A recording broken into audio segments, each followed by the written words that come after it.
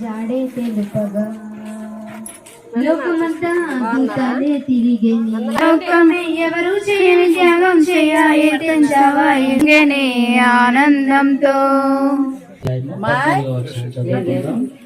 కుమారుని కని అతనికి కాబట్టి ప్రభు తానే యొక్క చూసిన ఒక చూపును ఆలకించుడి కన్యక గర్భవతి కుమారుని కని అతనికి ఇమ్మానుయేలు అని పేరు పెట్టను. కన్యక గర్భవతి కుమారుని కనెను అతనికి ఇమ్మానుయేలు అని పేరు పెట్టను.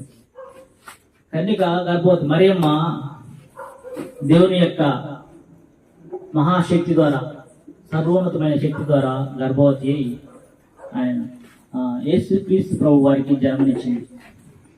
పరిశుద్ధాత్మ ద్వారా ఆయనకి జన్మనిచ్చింది. ఏ మనుషుల ప్రమేయం లేకుండా పరిశుద్ధాత్మ ద్వారా దేవునికి